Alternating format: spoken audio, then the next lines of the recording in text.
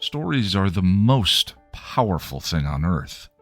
They are literally life and death. Wars are waged based on the story of who is the hero and who is the villain. You are the result of a story your parents told each other, the one-night stand, the soulmate, and friends who became so much more. Life and death. So wouldn't you like to understand them better, these stories? How Story Works, an elegant guide to the craft of storytelling by Lonnie Diane Rich, demystifies stories and helps you understand why you love what you love, why you hate what you hate, and why prologues are almost always a bad idea. How Story Works by Lonnie Diane Rich. Available on Amazon in ebook, audiobook, and paperback form. Get your copy today. Welcome to Still Pretty, a Buffy the Vampire Slayer podcast from Chipperish Media. I'm film scholar and attention span girl, Noelle LaCroix. And I'm willful and insolent story expert, Lonnie Diane Rich, and we're here today to talk about Bad Girls, the 14th episode of Season 3. Bad Girls aired on February 9th, 1999, and was written by Douglas Petrie and directed by Michael Lang. All right, so if you are listening to Still Pretty, hopefully you already know that we are fully spoiled, which means that we will talk about anything at any time from the whole run of Buffy, and sometimes we'll even reference stuff that happens in Angel, the series. So if you haven't seen it all, maybe go do that and then come back and find us, because it's going to be a lot of fun. If you're not enjoying it, you're not doing it right. So let's go on patrol.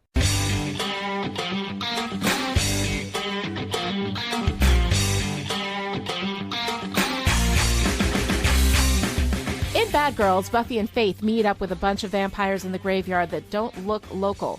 But when Buffy goes to collect their weapons so Giles can have a look at them, they're gone. Turns out Trick was there to scoop up the swords and deliver them to the mayor, who is concerned that the new players in town might muck up his plans. Well, maybe we should postpone the dedication. I believe the Honorable Mayor hates that idea. At school, Willow's gotten into a bunch of universities on early admission, and the post-high school planning talk gets underway with Xander holding out hopes for an offer from Corndog Emporium. Buffy is summoned to the library to meet her new watcher, Wesley Wyndham Price. Is he evil? Evil? The last one was evil. No, Mr. Giles has checked my credentials rather thoroughly, but I'm glad to see you're on the ball as well. A good slayer is a cautious slayer. Is he evil? Not in the strictest sense. Buffy reports the sword-carrying vamps to Wesley, who tells her about the acolytes of Balthazar, a slain demon whose amulet of power was buried with a wealthy landowner in Sunnydale. He orders Buffy to go to the crypt and steal the amulet before the vamps can find it. Faith walks in, sees Wesley, and walks out. When Buffy goes after her, she has no interest in taking orders. Wesley's taking all the fun out of slaying. Buffy insists she doesn't see it as fun, but Faith knows better. Hey, slaying's what we were built for. If you're not enjoying it, you're doing something wrong. That night, Buffy goes into the crypt, but 6 vamps come in and she hides while they take the amulet. Faith shows up and is ready to follow the vamps down into a manhole with no idea what'll be down there when she gets there. Buffy and Faith take on the vampires. The fight is hard, and during it, one of the vamps drowns Buffy in a fountain. Because all underground layers benefit from a bit of landscaping. They're vampires, not animals. Buffy plays dead, and when the vamp turns his back to deal with Faith, she pops up with a sword in hand, snatches the amulet, and admits, that was kind of fun. Tell me you don't get off on this. Didn't suck. At school, Buffy delivers the amulet to Wesley, but isn't interested in his input. She'll talk to Giles later. In chemistry class, Buffy is trying to explain to Xander and Willow about what it's like being the Slayer, but they lack her enthusiasm for tales of slaying with Faith. The teacher hands out the test, but in the middle of it, Faith comes to the window and pulls Buffy away to clear out a nest of vamps. Later that night, they're dancing at the Bronze when Angel shows up, as usual, to give Buffy some news. What's the what? Balthazar. Dead demon. Not as dead as you think. Angel tells Buffy that Balthazar is in a packing warehouse. Buffy tells him about the amulet, and just then, Wesley walks in with it in his pocket. Buffy takes the amulet, passes it to Angel, and they leave Wesley behind. Buffy pulls Faith out of the group of guys she was dancing with, and they get to work. Meanwhile, in a packing warehouse, Balthazar is a big naked dude confined to a tub with servants bathing him, and okay, he kills one of his servants, but there are others. Buffy and Faith spy on them, but they lack firepower, so Faith breaks into the hardware store across the street. When are you gonna get this, Bee? Life for Slayer's very simple. Want, take, have. Buffy and Faith get arrested, but decide to kick their way out of the moving police car. The car crashes, the cops are knocked out, Buffy and Faith run away, leaving them there, although at least Buffy has some reservations about it. The next day, Buffy checks the paper for mention of the accident, but there's nothing there. At the mayor's office, one of Balthazar's vamps jumps out of the mayor's cabinet and tries to kill him, but Trick knocks him out, while the mayor wonders how this guy got in there in the first place, and blames his deputy mayor, Alan. You know, it's curious how he could have gotten all the way into my liquor cabinet. Alan, don't we have security working in this building? Sir, I had no idea. There's no need to swoon, Alan, but try to keep things secure. Buffy visits with Willow and tells her not to come to that night's patrol, and Willow's a little hurt at being replaced by Faith. At the high school, Giles is enduring Wesley's presence, just barely, when Balthazar's vamps show up and grab them. While Faith and Buffy take out more of Balthazar's guys on patrol, Deputy Mayor Alan shows up and Faith accidentally stakes him in the heart, and he dies. Faith and Buffy run, splitting up. While Faith goes back to look at Alan and process what happened for a bit, Buffy runs into Angel, who sees that she has human blood on her hands, but there's no time to talk about that. Balthazar has Giles. And Wesley, but no one really cares about that. You know what I want.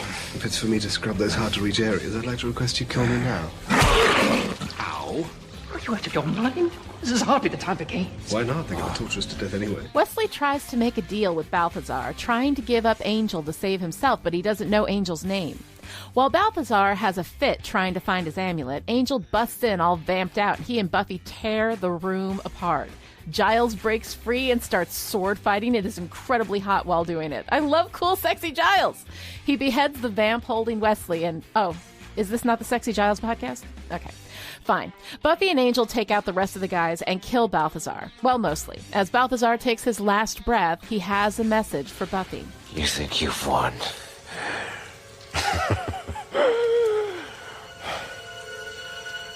When he rises, you wish I'd killed you all. At City Hall, the mayor performs a ritual and has Trick set Balthazar's vamp loose. The vamp takes the sword and slices the mayor's head in two. It sews right back up, and the mayor checks off Become Invincible from his to-do list. This officially commences the 100 days. Nothing can harm me until the Ascension. Gosh, I'm feeling chipper. The next day, Buffy goes to visit Faith as she's washing the blood out of her clothes. Buffy wants to talk about what happened. Faith doesn't. She got rid of the body. It's over. Buffy says it's not over. They have to deal with what happened. Faith, you don't get it. You killed a man. No, you don't get it. I don't care.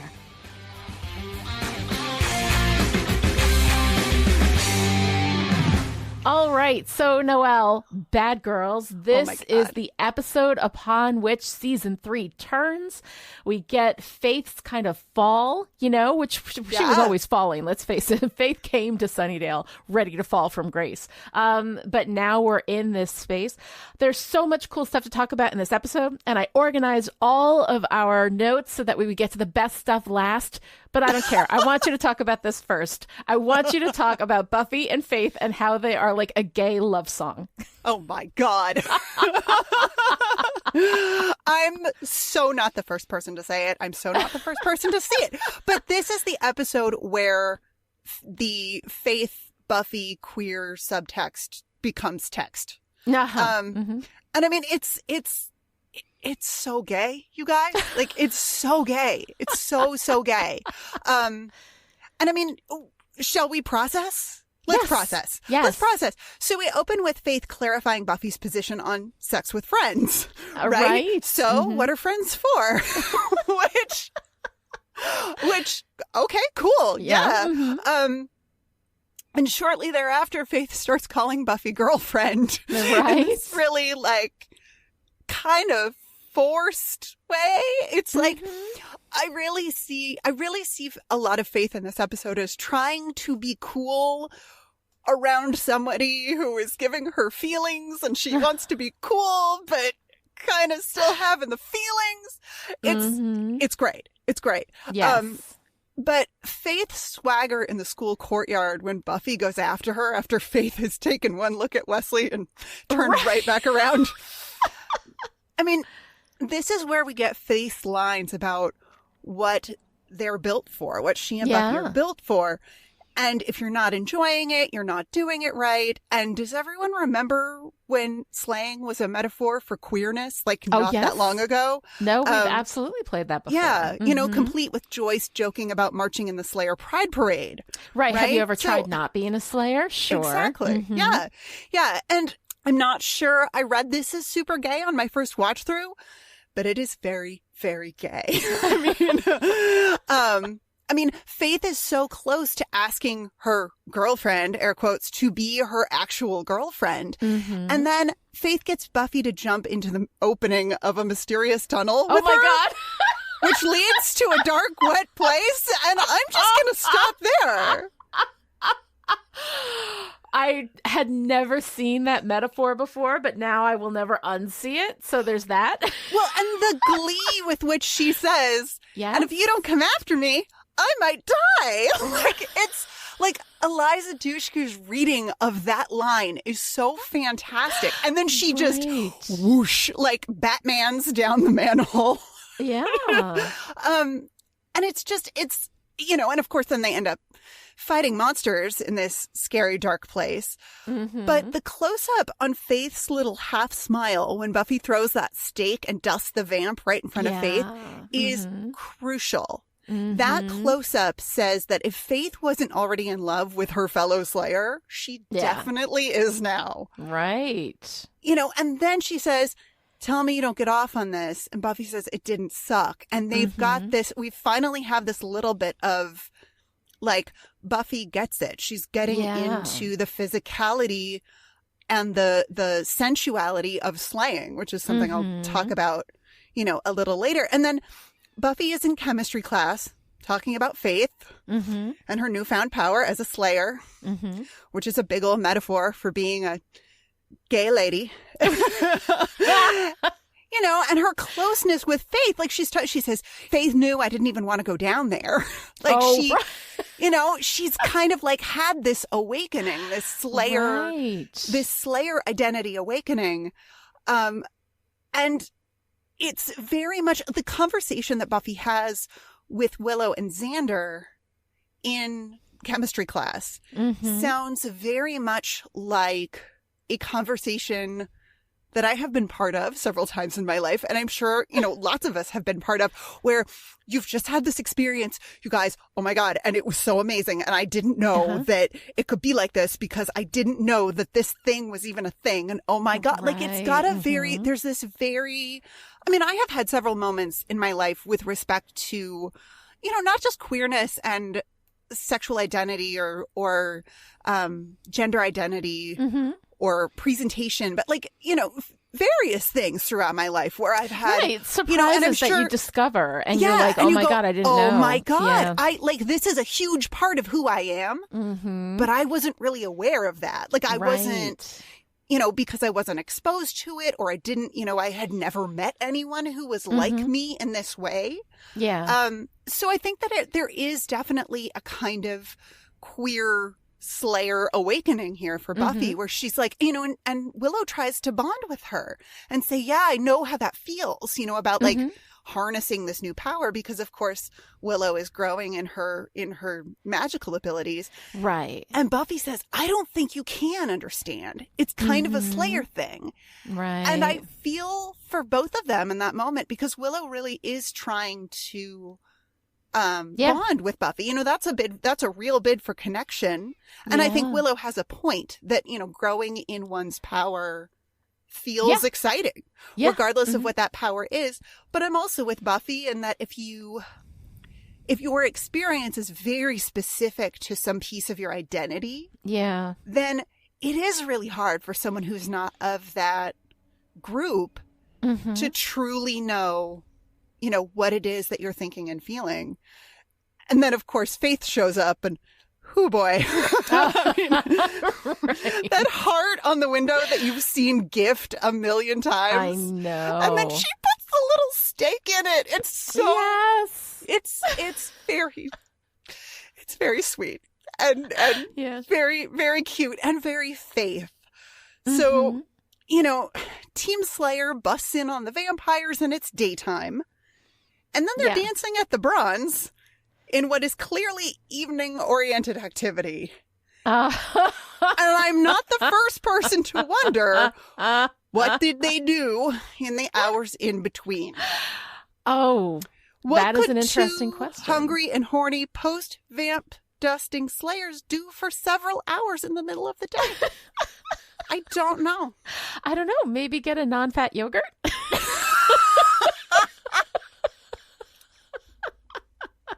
I love this whole read. I think it's brilliant. And of course, like, I'd never seen it, right? You know, because I mean, like, until people started pointing it out, and then I was like, oh yeah, you know, there it is. But it's one of those things that I think especially at that time, like, the presumption is so heteronormative that unless you have a character coming out and saying, I am gay, like, unless that happens in a show, the presumption is always that everybody involved is straight. But when you look at Buffy and Faith together, and here we have, like, I think that the intended, like, the conscious story that they were telling is that Faith has this passion, this excitement, she's in it for the moment, you know, but she's also dangerous. You know, she's also, like, leading Buffy into this place. And we see her going there by degrees. You know, Faith breaks into the hardware store, but then Buffy follows her in. Buffy has questions, but Faith is like, no, this is how it is to be a Slayer. Want, take, have, right? And then Buffy's into it. Want, take, have. Then they get arrested, right? And Faith is like, hey, you know, are we going to actually do some good? Or are we going to, you know, let these guys slow us down? And they kick out the car and they leave, you know, unconscious, bleeding police officers in the car, you know? Yeah. So all of these things, like, Buffy is by degrees being pulled into this very dangerous space, you know, where her power is not being moderated by her own sense of morality, you know, what is essentially right and wrong. And so when you look at it that way, like, that's what I've always seen in this episode. But then, like, to have Faith be read, you know, like, under this lens of gayness, right? And then the association of her pulling Buffy into this space that is inherently negative, bad, dangerous. Yeah. As though it puts that kind of judgment onto, you know, either gayness or bisexuality or, you know, whatever it is, wherever it is on that spectrum that Buffy may find herself identifying, you know, that somehow pulling Buffy away from heteronormativity is essentially dangerous and amoral. Yep. And so that connection to me feels like that's where it goes off for me. That's where I don't like this reading.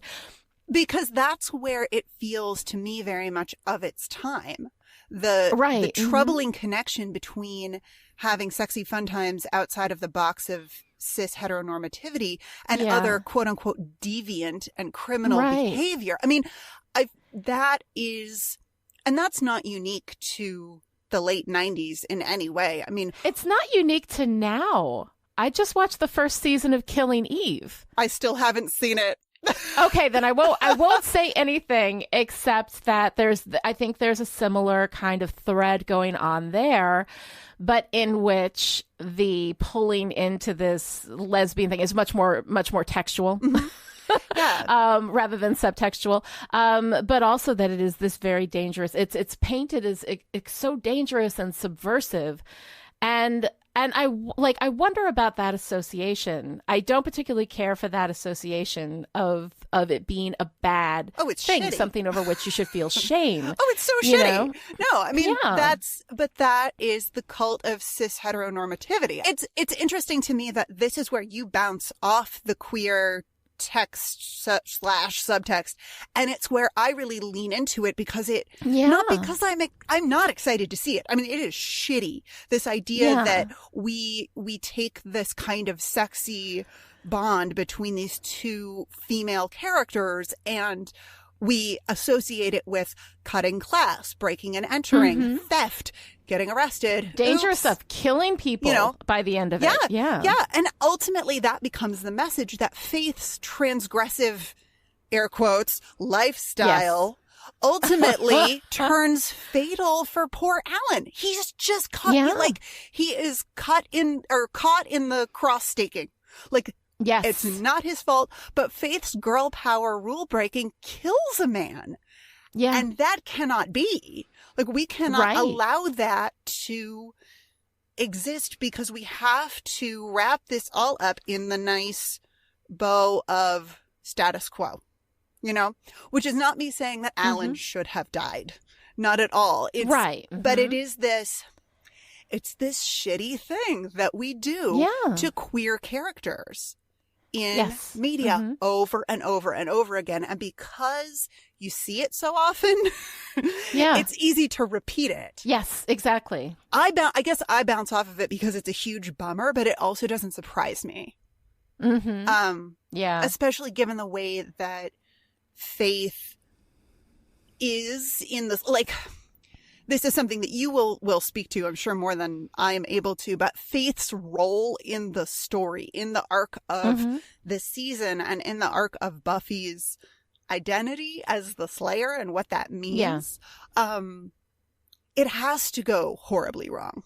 This, no rules kind of, want, take, have way of moving through the world is not going to work for Buffy. No, absolutely not. And I mean, the thing is that when it comes right down to it, when we're talking about the narrative part of this story, it really is all about power. I mean, there's this thing that is said in Spider-Man. Uncle Ben says it gets repeated everywhere all the time to the point where it is this old fucking saw, Sing it if you know it, kids. Yes, with great power comes great responsibility, right? And I mean, the thing is that is really true because when someone has the power to do whatever they want, then that is when, and only until then do you find out exactly who they are, who they really, really are.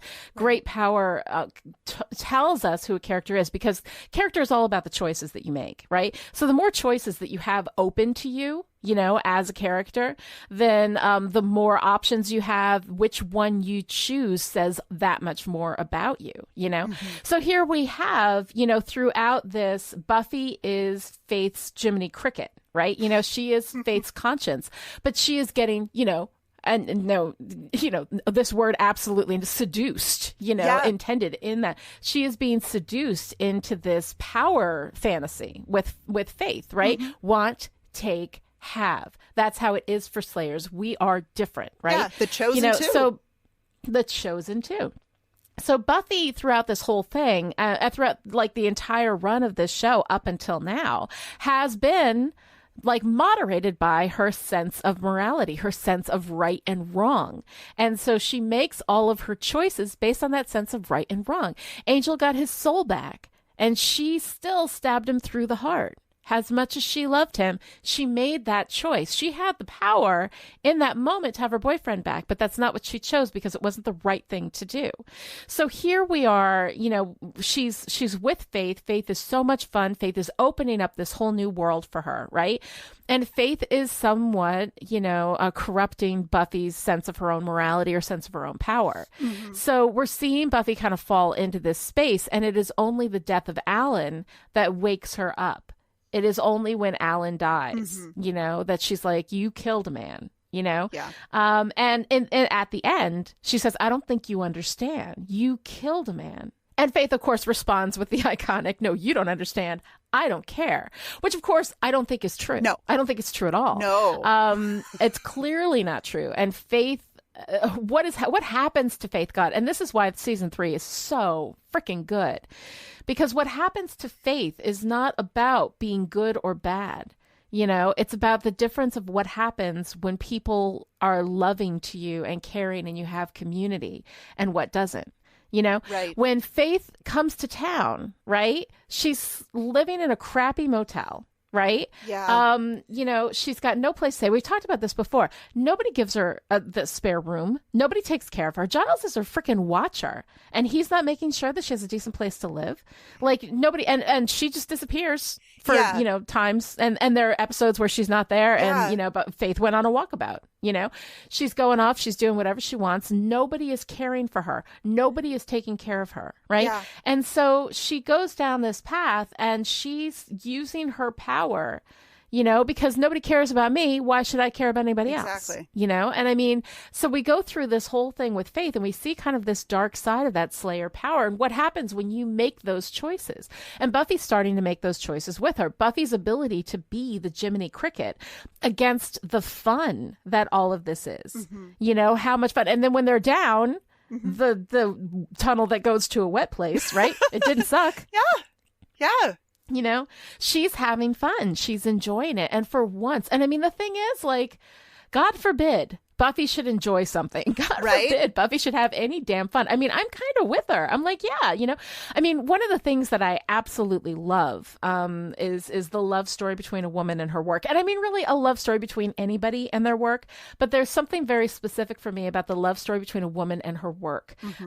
Because I think that's something that traditionally, I mean, up until fairly recent times, women have been denied. You know, to have a love story between a woman and her work, to have Buffy be a Slayer, and when you're good at something, it is a high. You know, when you do something really well, no matter what that is, it's exciting, it's fun. And I like seeing Buffy being allowed to have fun, and she gets that for about 35 minutes, and then Faith stakes Alan and blows it all to hell, and then we don't have any sense of Buffy being allowed to enjoy what it is that she does, even though she's good at it. I mean, one of the things that I loved about the show Breaking Bad, you know, is that I know it's really about, you know, a weak man being tempted by, you know, it's just basically about a weakness in a man. But the side story that I love about it is that here's this guy, it's, you know, for those who don't know, without spoiling anything, Breaking Bad is about a chemistry teacher who ends up making meth, right? But he makes the best meth that anyone has ever seen. And there is something seductive about being really good at what you do. And to me, it is like a love story, you know, and I love love stories. I love romance. So the romance between a woman and her work, or even a person and their work, but I like women more. You know, those stories are just so great and they're so powerful. And so to have this story with Buffy and with Faith, you know, and having them love it, I really... Hey, again, like that we've associated Buffy being able to enjoy herself with something that is morally wrong. Yeah. You know, well, and enjoy what she does with something that's morally wrong. I mean, God forbid Buffy lean into her physicality at all. Yeah. I mean, every time there's something physical going on with Buffy, it goes really badly. It goes really, really badly. Yes. Right. And, you know, and this is like a super physical body centered episode. I mean, Faith, this is the most Faith that we've gotten in one episode since she first came to Sunnydale. And Faith is a physical being. Faith enjoys her physical body. She enjoys being strong and capable of fighting. And she also enjoys food and sex. You know, I love her proposing ribs after slaying, just really casually. You know, she's loading up her giant bow, whatever. But, you know, like... And we open with them, you know, the simultaneous slaying, which I love so very much. And once again, there's Faith attempting to bond with Buffy over a discussion of sex with boys. And she draws that parallel right away between sex and slaying. And we know that sex has not gone well for Buffy so far. No. It's not so good. So Faith is interrogating Buffy about sex with Xander while she and Buffy are on patrol. And then when Buffy says that she thinks that kind of thing ruins friendships, Faith tells her she thinks Buffy thinks too much. And then immediately abandons and criticizes Buffy's more like cerebral her style of patrolling. You know, and of course last week with Faith, we got her using, was it last week? We got Faith using Xander for Slayer pressure release. Sure. And here she's just, you know, delighting in the second of two activities she feels she's built for, which is killing monsters. Right. She is excited about doing this thing, you know, as you said, this thing that she's good at. Right. And it's not just that she's killing, you know, it's not just that she's good at killing. It's that she enjoys it. She gets off on it. And she's encouraging Buffy to find that pleasure in it too. And I'm with her. Like, I really, I'm with her. I'm with you. I want Buffy to have some fun. I mean, and the problem, you know, we talked about this a little bit with the queer read of the Faith Buffy relationship. The show wants us to see that as a little extreme. You know, Faith and her physicality. Like, that's a lot to deal with. Yeah. And yet, it's this beautiful, complicated characterization with Faith, because I think we're pretty sympathetic to this idea that Buffy needs to loosen up and enjoy her powerful position. I mean, she says, and I've said it already in this episode, but slaying's what we're built for. Right. If you're not enjoying it, you're doing something wrong. Except that Faith's no thinking style is, of course, what leads her to staking poor Alan. I feel so bad for Alan. Yes. You know, so it's this, there is, what am I trying to say? Part of the reason I think that Buffy can't get into that enjoyment space is because we have already cast a really negative light over any sort of physical pleasure for Buffy. That's a really fraught space. Absolutely. I mean, we're really dividing this into like this one side. It's very, you know, for a lack of a better term, it's extremely binary, right? Yeah. Either you're good or you're evil. You know, either you're good equals straight equals, virgin whore dynamic. You're virgin.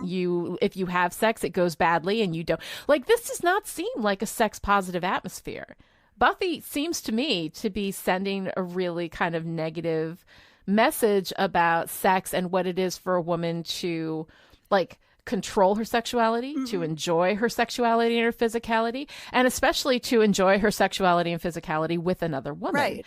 That there is a huge amount of judgment on that. And I think that is all like subtextual. I don't think that it's intended, but I think that what we're doing again is, you know, our stories reflect our society back at us. This is very much the way that, especially up until this time, I would say the late 90s, early aughts is about when that started to shift a little bit.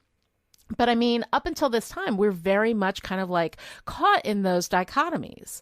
You know, you're a virgin or a whore, and nowhere in between is there any happy space, you know, or even like not even a prude or a whore, right? You know, like no matter what, no matter where women land on that line, you know, they are viewed a very particular way, you know, and it is almost always both controlling and negative to make women feel ashamed of their sexuality, of their bodies, of their physicality, of the things that they're good at, of their power, right? Women, look at Buffy. She has to moderate her own power all the time, you know? Well, or she's evil. Yeah. She's Faith. Yeah. Right? Yeah, I mean, even if I feel like 90s purity culture really infiltrated a lot of our media, even when we weren't explicitly saying, you know, this is what we're doing.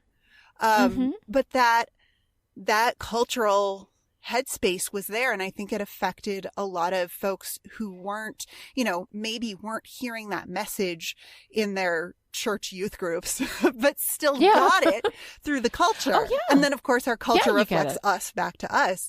And this idea of, you know, women need to master their bodies, essentially, that women are responsible for not only keeping themselves, you know, pure and chaste and good, but they're also, you know, if they don't, they also risk corrupting men. Oh, right. Is your skirt too short? Are you showing a little shoulder? because men can't help themselves. Men can't moderate their own power. So it's up to women to moderate like their womanly power, but also to moderate men by not tempting them. Right. And I think it's really interesting that we have this episode where physicality is very much this kind of, theme that's running through the Buffy Faith stuff, but that it also extends to one of the show's most truly offensive monsters of the week. Oh, Balthazar. Hell yes. So Balthazar is a super fat demon. And his fatness is presented as grotesque, as a visual representation of his ineffectual leadership and his just unredeemable evil. He can't do much of anything except occasionally, use the force or whatever to pull his followers to him and crush their heads. All he does is yell. And I mean, I enjoy his yelling. Yell and throw a fit. Yeah. A trade, intriguing. No, wait, boring. Pull off his kneecaps. Like I enjoy that aspect of Balthazar. But he's ridiculous and grotesque, and that is like absolutely tied to this very specific physicality that we've given him. Yep. Yeah. And it's just, it's super fat as shorthand for evil. And I mean, talk about our media reflecting our, societal biases back to us. And then we have this weird thing with Joyce, this like out of the blue diet bullshit. And I need to stake this so hard. I don't care that it was 1999 and I don't care if it's true to life. I'm watching it and critiquing in 2019. So here we go, motherfuckers. All right. Joyce leads off with admit it, which of course is meant to scare us. Oh shit, she knows about Buffy and Faith and the police thing. No, that's not what it is. No, the confession she's trying to eke out of her daughter is the desire to abandon, quote unquote, the diet. Right. The conspiratorial way she talks to Buffy about dieting is beyond gross. Because here's Buffy, now a legal adult, and this is the way women bond, right? Yeah. I mean, there's no question in Joyce's mind that Buffy is dieting. This is a given in her statement. Yes. Because, of course, women who are already thin, as both Buffy and Joyce are expected to diet because being fat is the literal worst thing, which feels really fucking pointed in an episode where the monster of the week is a super fat demon. But he's a super fat demon. He's also coded as male, right? I hate it. So he's a man. He's super fat. We make fun of him. He's a big fat demon in a tub that has to be like, moistened, repeatedly throughout. Which is just, Right. It's terrible. But he is not only allowed to be fat. I mean, we mock him. Don't get us wrong. We're not making him look good. But he's also incredibly powerful.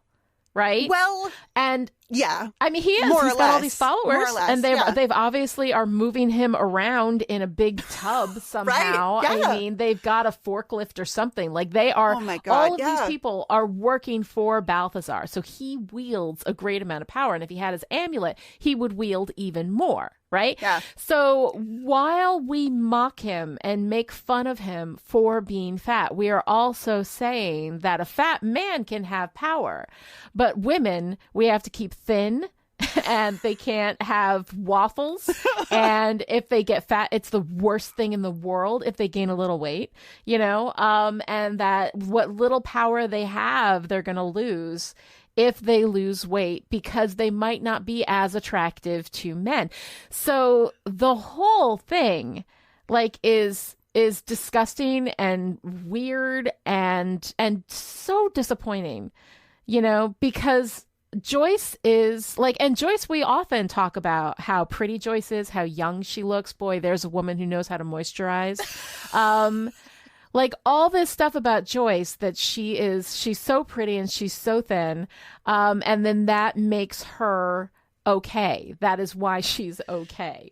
If she was a woman who, I don't know, hit middle age and gained 10 pounds, we'd be making fun of that. But we call this out. The idea that Joyce has to be on a diet, Yeah, because just fuck diet culture, to maintain fuck it. fat phobia, fuck fascist patriarchal beauty standards, But I hate it. I hate it. I hate it. I hate it. I hate it. Honey. Well, it's the conspiratorial, like, mother-daughter bonding. Like, we're going to do a fun thing by eating brunch. And Like, then that's Joyce can't even have it. They only don't have calories if I make them for you. And it's like, funny. Yeah. Like, that's anyway.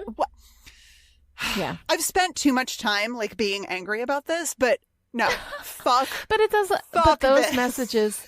those messages do a lot of damage. They really, really do. Yeah. Yeah. So, yeah, if you're gay, you're a criminal. And if you're fat, you're a demon. Thanks, show. Yeah, exactly. Exactly. So those are some great messages. So why don't we move on to something that gives me like incredible amounts of joy? Yes, please. Please, let's Can we talk about Wesley? Yes! Okay. All right. Here's the thing. Wesley, in the context of just this episode, is just the worst. Oh my God. He's stupid. He's just like all of this stuff. But Wesley, as like part of this, like this is the first appearance of Wesley Wyndham-Pryce, who, if you have not heeded our spoiler warnings at the beginning, then spoilers, becomes a huge part of the mythology of the Buffyverse. I mean, he plays a huge role in the Angel series that starts concurrent with season 4 of Buffy next season. He moves over into that, and he goes through this unbelievable character arc so that this baby version of Wesley Wyndham-Pryce is not even recognizable by the time we get to the end. Alexis Denisov, who plays him, is wonderful in the role. I absolutely love him. And Wesley is honestly one of my absolute favorite characters. I mean, he really is. So it's such a joy for me to see him. I mean, in this episode, in and of himself, he's annoying and simpering and stupid and all of these terrible things. But I see the first moment he and Angel ever saw each other. And when I talk about love stories, Wesley and Angel have an amazing love story, over in Angel. And it's so incredible. It's so touching. And so I love all of that, to see the first time, that he sees Faith. And we know what happens over at Angel between Wesley and Faith later on, which is really heartbreaking. There's just so much incredible stuff here, and I love it so much that I almost can't see Wesley just for what he is in this episode. Well, I am not as familiar with Angel the series as you are. Yes. And I just love this version of Wesley. Like, I love to hate him because, I mean, he can't be a rogue panty dropper yet because he is the 9-year-old they just made a watcher. Like, he is an infant. He's 33. He's 33 when they shot this, but he looks 25. He's so cute. He's such a little baby. And he's so perfect because he's so pompous. Yeah. But he's in way over his head. Like the pompous, faux swagger is so good. This character is so funny. I know. He's faced 2 whole vampires under controlled circumstances. Exactly. Oh my God. But I love when he and Giles are taken in, right? Mm-hmm. And so there they are. They've been captured. He is so ready to turn Angel over. He doesn't know his name. The only thing stopping him from turning over the man who will become like one of the most central relationships of Wesley's life, right, is the fact that he doesn't know his name yet. It's so funny. And then, of course, as a foil for Giles, he's wonderful. I know. Wesley and Giles cleaning their glasses in unison is definitely in the running for my favorite part of this episode. They really are cut from the same tweed cloth. They really are. Giles has all this experience that Wesley doesn't. And it's so great. It's so, so good. Yeah. And I love that with Wesley here now, Giles kind of slides into a little bit of a Buffy role in terms of how like snarky and quippy he is.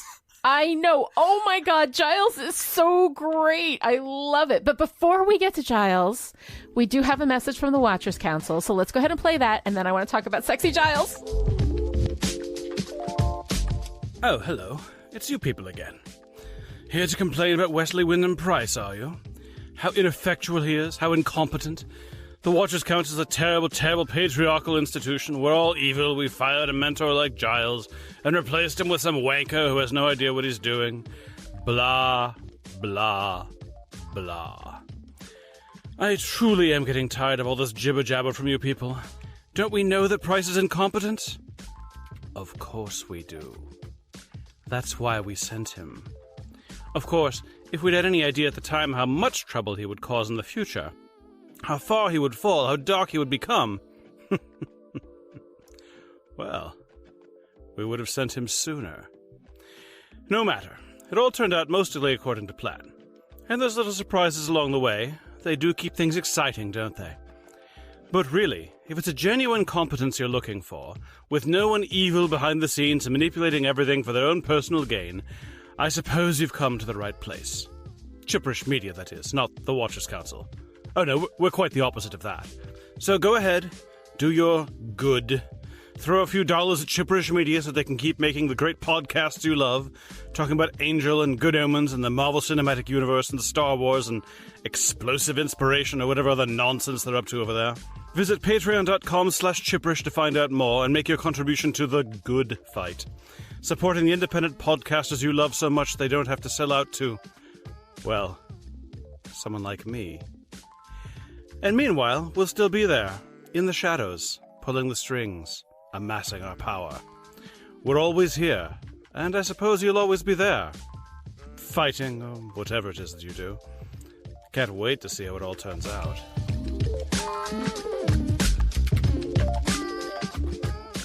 Oh, that Watchers Council. Oh, those crazy Watchers. Those crazy Watchers.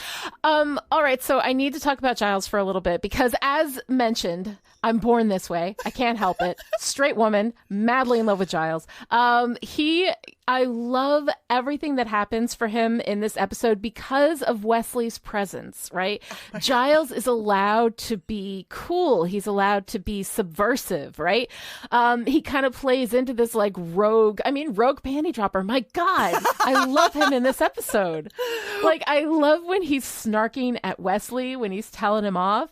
I love when Balthazar says, you know what I want? And Giles says, if it's for me to scrub those hard to reach areas, I suggest you kill me now. Like, I love everything. And that is exactly the kind of line in a couple of years that Wesley would say over on Angel. Like, that's exactly where Wesley goes. And I freaking love it when Wesley goes all dark and scruffy, but that's another show. So we'll talk about that. Go listen to Still Dead. You want to talk about that. Giles sword fighting, when he grabs it, because usually what happens every time Giles is in a fight? Oh my Knocked God. out, right? Yep, unconscious. Because we can't have a man be less powerful than Buffy, so he has to be unconscious, right?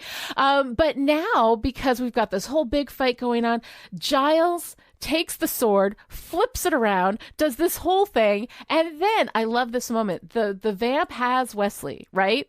And Giles says, duck or something like that. And Wesley instantly does, working with him, not being like, no, what are you talking about? What? He knows what he's doing. So you see Wesley's tiny little bit of competence, tiny little bit. I mean, it's mostly, riding on Giles's competence, but whatever.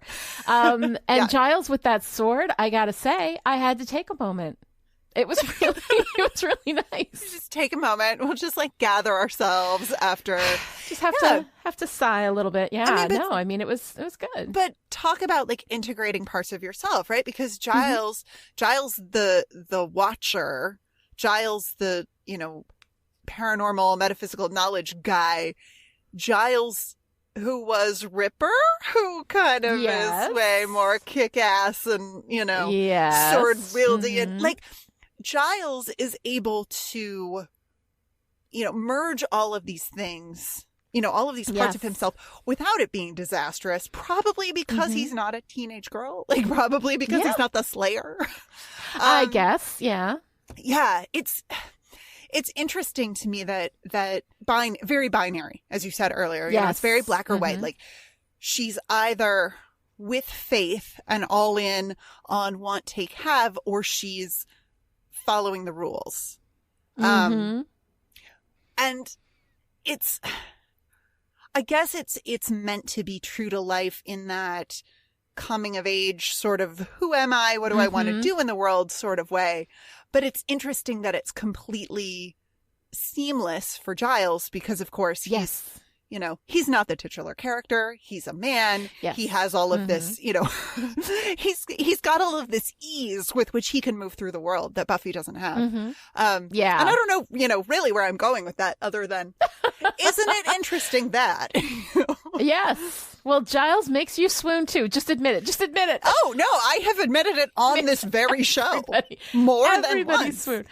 I know. There's this point where the mayor's like, there's no need to swoon, Al. And I'm like, no, there is a need to swoon. There is a need to swoon.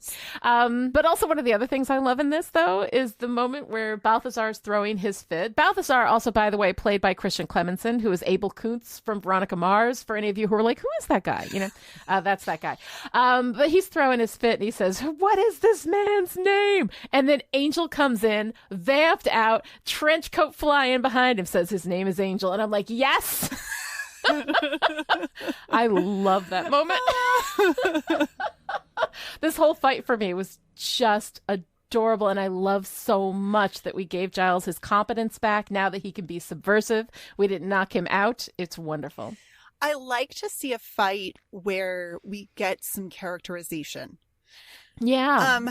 And I'm not sure I've talked about this on Still Pretty before, but it's a problem I run into watching fight scenes in any sort of visual media, because it often seems like, okay, we're going to stop the story and have a fight scene and watch people, punch and kick each other.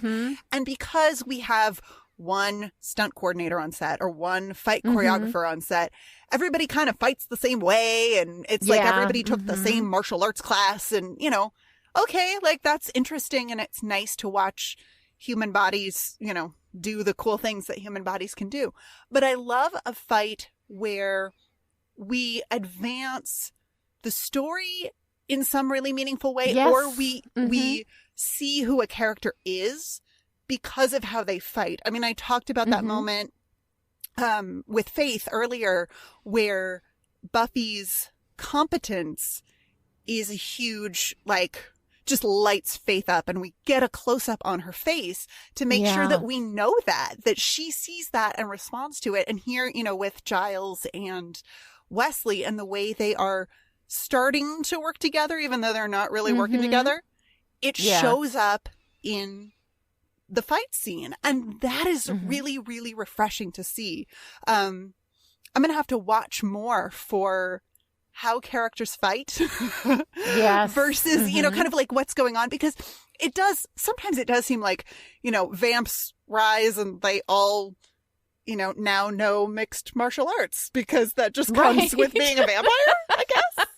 Comes standard with the vampire software. Right. Yeah. Yeah. Yeah. That's just installed. That's factory installed when you get, but to see character growth or story development through fight sequences, it's nice. Is really great. I like it. Yeah. Speaking of fighting, yes, you have talked lots of times about a good love story being people who work well together. Yes, and we see Buffy and Faith working together when they are they're going down the alley and they're staking Balthazar's vamps one at a time. Which I love that Faith even calls it out. I'm like, she's like, it'll be easy if they just keep coming one at a time. They clearly have this system where one of them moves forward and then stake, and then the other one, and it's great. And then of course Alan throws that off. And Buffy realizes and says, Faith, no. And then Faith can't stop and stakes him. Yeah. And oh man. I'm so sad to see Alan go. Like, I know. I love him. And I wonder, what, just from a writing standpoint, what is he doing there? Why is he in the alley? Oh gosh. I don't even know. Why is, is he... Is he going to see them? I think he's going to try to talk to them or get some help or warn them about the mayor or something, because I think he's freaked out earlier in the earlier scene with the mayor where he's talking about the ascension. Yeah. I think that he was going to find them to talk to them and let them know what's going on with the mayor. I kind of think. Yeah, because, I mean, are we supposed to believe that Alan let Vincent into the mayor's office and hid him in that cupboard? Or, like, because the mayor, you know, kind of threw that accusation out at Alan. And I am fairly certain that there are people listening right now who are shouting at me like, don't you know? Because I think that somewhere later on there is a mention of that he was going to try to find Buffy and Faith and try to talk to them or whatever. I think there was but I don't know. I don't remember if that was a mention textually or if this was something that somebody suggested extra textually. I cannot remember all of the details. I'm sorry. There are a lot of details. There are a lot of details to remember, and it's been a little while since I've revisited season 3. But I think that there's something like that going on, you know. But yeah, like there's a big question: what was he doing there? Yeah, you know, why was he out there? Because Alan always seems so uncomfortable. Yeah, with what's going on. Like, and I just, I want to know, I'm sure there's fan fiction, but I was going to say, I want to know his story. Like, I want to know. Yeah. Oh, yeah. You know, no, I'm sure there's fan fiction. How did Alan get that job working for the mayor? And like, what do you do? Yeah. Like, so you get a job and then you go in and your boss has like a cabinet full of what? Oh, bones come on. Everybody's had like, that experience. Weapons and sanitizing wipes. Yeah. And sanitizing wipes. I know. Oh, God. And I love the mayor. I love the mayor so much. I love that he says Chipper. Yes. Every now and again, somebody in the Buffyverse will drop Chipper. And every time they do, I feel like they're just reaching forward in time to say hi to me. You know, I can make it all about me. I think that's fine. That is exactly how media works, too. That is exactly how media works. Yes. So, yeah, the mayor this is where I start to delight in the mayor. And I also love that moment too, where he's in the middle of the invincibility ritual. You know, he finishes that up and he's like, wow, I'm really surprised that Alan wasn't here. He's usually so punctual, you know? And it's kind of sad. Like, you know, like I get a sense that he has an affection for Alan, you know? Yeah. But now, of course, we see that he is invincible. Which is really fun because it kind of like we've seen the mayor and we know that he's been kind of behind stuff. We haven't really had a sense of him being truly dangerous or truly focused. Like we've had hints of it, but at this point, you know, he's got his little checklist to become invincible, you know, and he's got 100 days until the ascension, which sounds, you know, very dangerous.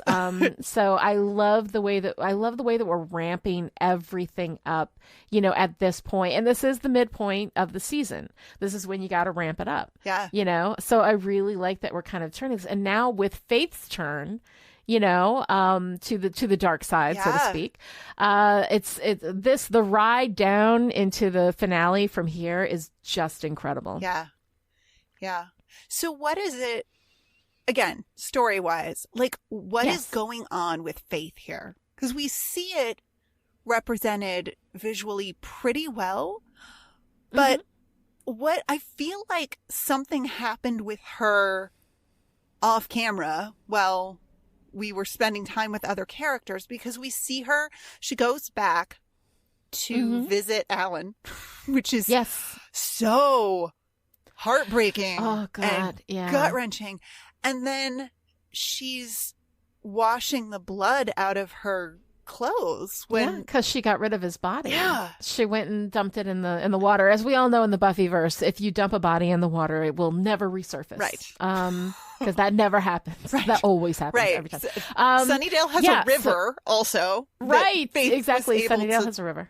Yeah. Whatever. But like, I'm fascinated by what appears to be a really quick turn for Faith. Right. I don't think it's a quick turn. I think that we've kind of been leading to this all along, that Faith is the seductive dark side of Slayer power, you know?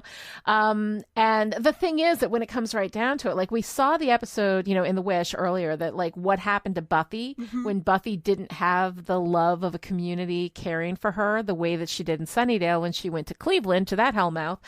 She became dark and scarred and angry, all of those things, right? She became not a million miles away from Faith. right? Right. So we see also that Faith, we've been building this up with Faith in that nobody's taking care of her. You know, everybody's taking care of Buffy. People love Buffy, right? Buffy has family. Buffy has a mom. Buffy has Giles. Buffy has everybody, right? Faith has nothing, and nobody is taking care of Faith. Faith is taking care of herself. So in this moment where Faith has made this horrible mistake that she didn't mean to do, she didn't mean to stab him, you know, to stake him in the heart, to stake a human in the heart. But she did. And the thing is that as soon as that happens, the knowledge that Faith has always had, which is these people are here for Buffy, they're not here for me. I'm here for me. How am I going to protect myself? Buffy's response is, we got to talk to Giles, you know, we got to find out what's going on, like we got to get help, whatever. And Faith is like, no. So we have this thing at the end, and Faith too, like Faith never tells the truth, you know?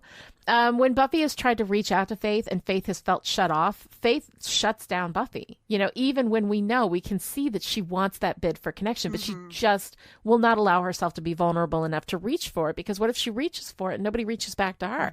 She's been having that experience this whole time. Right. You know, so now we have Faith, you know, in this moment, knowing that nobody's going to take care of her. She's going to take care of herself. So she's shutting everybody down, you know, and she's got rid of the body by herself, right? While everybody else was in community fighting Balthazar, saving Giles and Wesley, Faith was back at Alan, you know, facing what she'd done and doing something about it to protect herself. And once she'd made that choice, you don't go back. Right. You know, she got rid of the body. So I think that all of that put together, I don't think that this is a sudden turn for Faith. I think this is something that we had been building up all along. Okay. I guess maybe it's just that I really love Faith as a character, and I wish that we got more of her on screen, because it seems so much of her story is implied. Yes, absolutely. No, I think you're absolutely right. And I love Faith too. Like, I think that Faith is a fantastic character.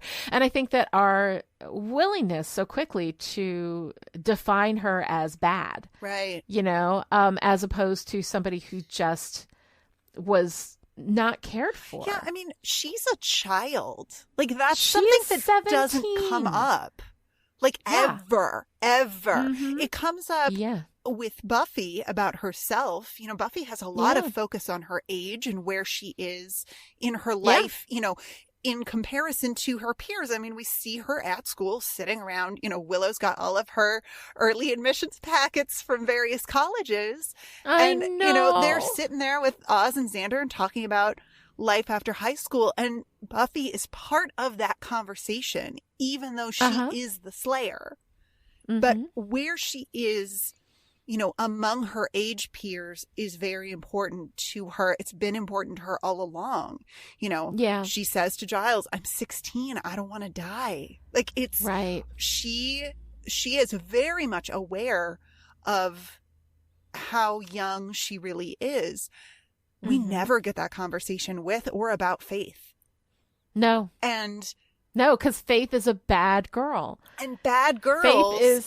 Faith is a girl in charge of herself, in charge of her physicality, in charge of her sexuality. Like, she is, I mean, the title of it, Bad Girls. Right. Right. First of all, it's bad girls. I mean, okay, there are some things. They did break into, I was like, well, you know, they did break into the hardware store. They did steal the stuff. And they did cause the accident.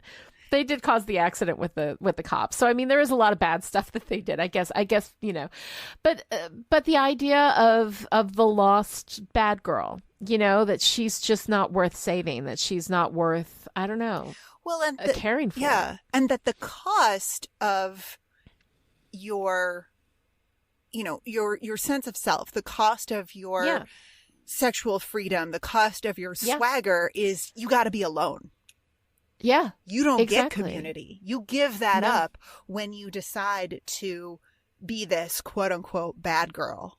When you decide to take one look at the new Watcher and say, screw that, and walk out the door. Exactly.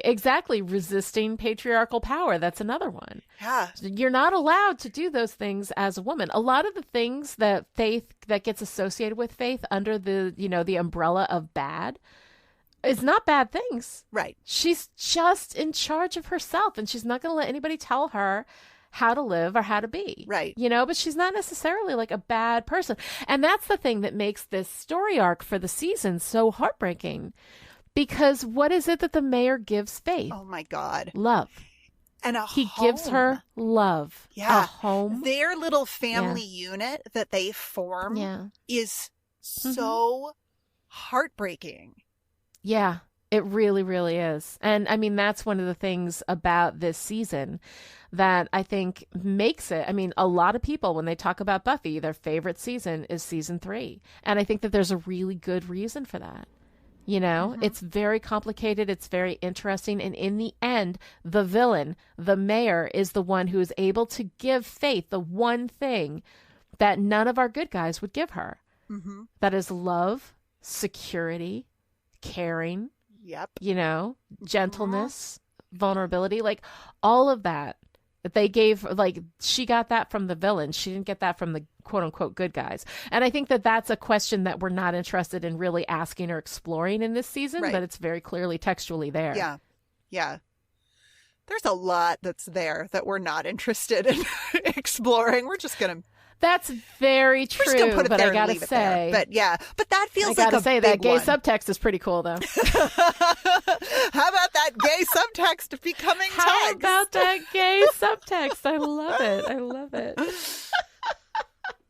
All right, so I don't know. What do we have for any of our standard stuff? What are you wearing this week? Any do of we our have standard anything? stuff? I don't have a whole lot for, you know, I'm trying to not just squee over the 90s fashion-ness of Buffy because, like, it's wonderful and probably every other episode something will show up and I'll be like, oh, I had that. You know, I had those pants or I had those, you know, those butterfly clips, which of course everybody had. But no, I'm trying to hone in more on like meaningful choices in wardrobe. And we got a little one with Willow wearing her kind of Red Cross sweater when she's delivering her protection spell to Buffy, which we didn't talk about that rift, that friendship We didn't talk about rift. that. Yeah. Ouch. I mean, poor Willow. I know. When she made her the protection spell, and then when Buffy goes off with Faith, Willow's like stupid. That moment, you know, and the thing is, it's so not. It's so sweet. Brutal. It's so heartbreaking. It's so brutal. She just, and it frustrates me because, like, you know, Buffy says, "Oh, it's too dangerous. You know, we can't. Yeah. You know, it's too dangerous. You can't do that." And Willow says, "I faced things like this before," and I'm like, "Yeah, like literally last episode, like last week, right? Like exactly. literally." So. Whatever, guys. But Willow in her like sweet, she's the healer of the group with her little, you know, lavender scented protection spells. I'm just like, oh, and of course, Buffy and Faith look fantastic. I love the seamlessness of their jackets over tank tops. So they leave the school. It's daytime. They've got their jackets on, and then we see them at the Bronze, and they've got. You know, it's the same costumes. It's the same day, but with the, you know, the sleevelessness and the strobe lights, it looks great. It's, you know, great choice there. And Buffy's outfit at the end when she comes to visit Faith, what she looks like how conservative did they want her to look? Because she really looks she looks like she's on her way to like a Young Republicans convention. She really does. She really does. And in the very innocent light blue, right? Because that is like the peak of our innocence for Buffy is that light blue, that powder blue. And there she is in that matching set, you know? Yeah. With this Buffy has a huge wardrobe of like big heavy coats for Southern California, which... Yeah, really. All right. I mean, they look great. You know, but... she's constantly on a diet. She's obviously cold. She has no body fat. Well, that is a real thing. If you're not eating, you're going to be freezing. Yeah. So, okay. All right. Now I'm depressed. Arg the patriarchy. God damn it. Yeah, let's move right into that, right? Yeah. Jesus. Yeah. Yeah. I mean, the whole damn All of it. Like all of it. Not just the Watchers Council, not just, not just Wesley telling Buffy to fetch the amulet. Run this errand for me, Slayer. Like, Wesley is like the baby patriarchy, like patriarchy Junior playing in his dad's ties, like it's just. Oh my God. Yeah. Yeah. But the whole, pretty much everything we talked about, everything I ranted about, that's all, all outgrowths of the patriarchy. Fun. All outgrowths of the patriarchy. Exactly. So we got anything for girl power? Basically, I think everything Faith. Be gay, do is crime. Girl power. Yeah, be gay, do crime. If I wanted to point to a moment, though, it's Buffy and Faith de-handcuffing each other. Right. Back to back, undoing each other's handcuffs is pretty great. Something that sparked a certain joy in me. How about that? Yes. No, it was really, really fun. I think the whole thing is when we talk about girl power, this whole thing is girl power and leaning in to girl power when you shouldn't because it's bad, know? And yes, like there are things, breaking into the hardware store is bad. Stealing stuff is bad. Killing Alan is bad. Fine. But overall, I think we're associating all of those actual textual bad things with this kind of presumptive bad, which is be in charge of your sexuality. Bad. Enjoy sex. Bad. Use men for sex instead of letting them use you for sex. Bad. Want to have gay sex with your Slayer girlfriend. Bad. Yeah. Right. Enjoy being good at stuff, being powerful. Yeah. Yes, absolutely. And girl power, this whole thing is about girl power, and it is about shaming like feminine power. And I find that a little bit disappointing, because we are associating things that are textually and straightforwardly bad with a lot of other things that aren't. Mm-hmm. Yeah. So I don't know. Yep. So that bothers me a little bit. But what's your favorite part, Noelle? I think it's got to be Faith's poetic grunting. That is pretty good. Yeah. I'm not going to attempt to do it because I am no Eliza Dushku, but she really goes for it, and it's great. And she clearly, there is joie de vivre there, and it delights me. What's your favorite part? Oh, for me, it's extra textual, but it's Wesley. It's Wesley being introduced into, I cannot live in a world where I don't know everything that Wesley will become. And Wesley's arc is one of my favorite character arcs in all of storytelling, not just the Buffyverse, but like all of storytelling. Wesley's arc is fabulous, and I love him so much. So to see him come in, to see the first moment that he and Angel ever met, I love it. To see the first moment that he and Faith meet, knowing what's going to happen between them in like a year, in less than a year's time over in Angel, that stuff's going to happen. So yeah, it's kind of wild and really, really fun to see Wesley. But if I'm talking about stuff that is not extra textual, I have to say it is sexy Giles swinging that sword, because hello. Hello, Sword Giles. Hello, Sword Giles.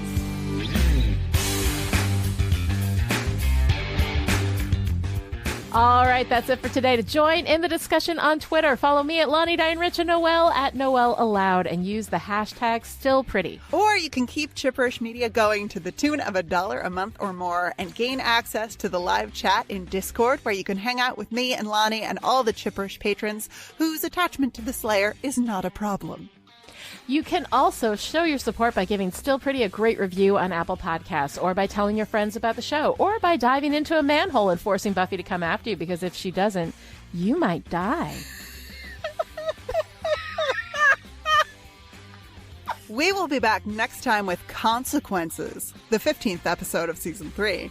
Until then, hey girlfriend, bad time.